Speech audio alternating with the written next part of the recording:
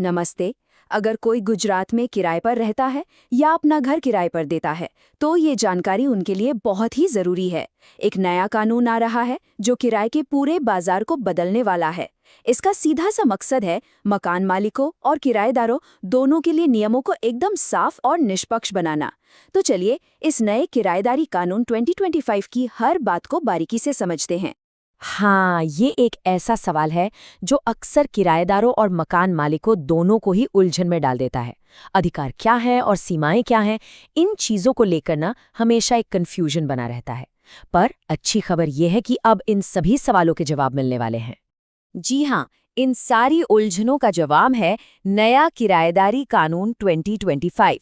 ये कानून किराए के पूरे सिस्टम में एक तरह की पारदर्शिता लाने के लिए बनाया गया है। अब सवाल ये है कि आखिर इसमें ऐसा क्या खास है जो जानना इतना जरूरी है। तो इसे समझने के लिए हम इसे 4 मुख्य हिस्सों में देखेंगे। पहला, पैसे से जुड़े नियम यानी डिपॉजिट और किराया। दूसरा, अधिकार और जिम्मेदारियां। तीसरा, कानूनी प्रक्रिया और सुरक्षा।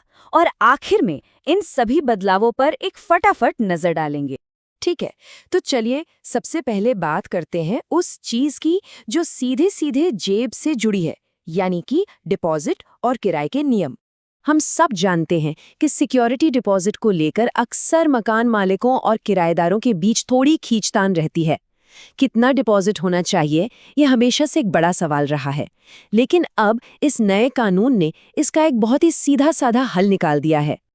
तो नियम बिल्कुल साफ है। रिहायशी घरों के लिए अब मकान मालिक 2 महीने के किराए से ज्यादा सिक्योरिटी डिपॉजिट नहीं ले सकते। बस, न कोई बहस, न कोई मोल भाव, एकदम सीधा नियम।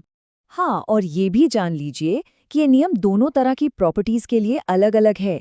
जैसा हमने देखा, रहने वाले घरों के लिए ये सीमा 2 महीने के किराए की है।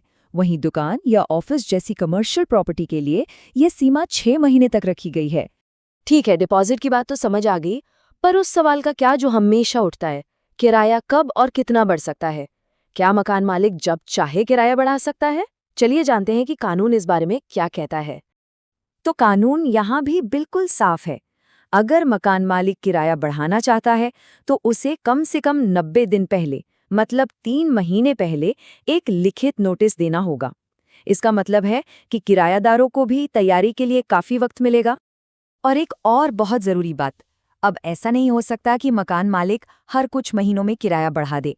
ये कानून साफ कहता है कि किराया सिर्फ किराएदारी के 12 महीने पूरे होने के बाद ही बढ़ाया जा सकता है। ये किराएदारों को कम से कम 1 साल की स्थिरता देता है। चलिए अब पैसों की बात से आगे बढ़ते हैं और देखते हैं कि रोजमर्रा के अधिकार और जिम्मेदारियां क्या तय की गई हैं। ये वो नियम हैं जो मकान मालिक और किराएदार के रिश्ते को ठीक से चलाते हैं।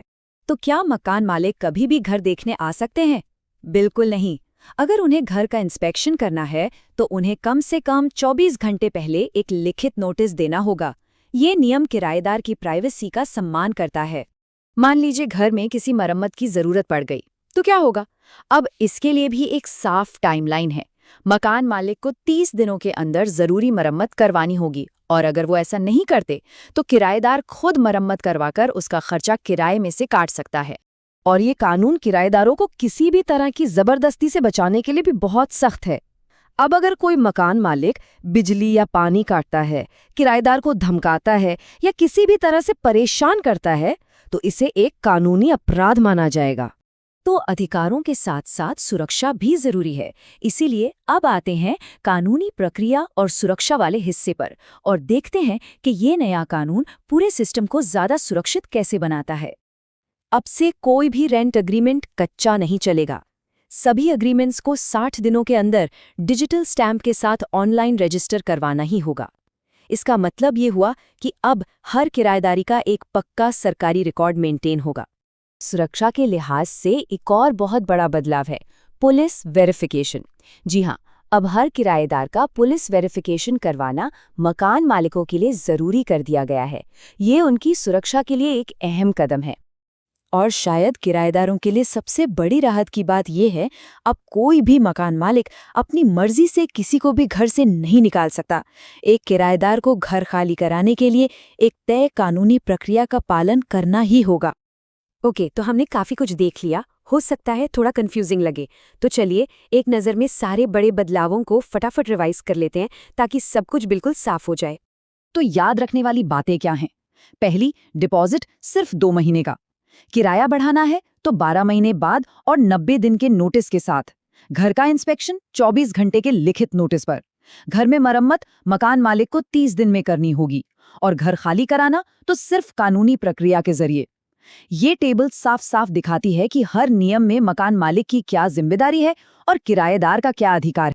तो इन सब नियमों के बाद असली सवाल तो यही है कि क्या ये नया कानून सच में किराए के पूरे माहौल को मकान मालिकों और किराएदारों दोनों के लिए ज्यादा सुरक्षित, पारदर्शी और भरोसेमंद बना पाएगा? खैर, ये एक ऐसा सवाल है जिसका जवाब तो हम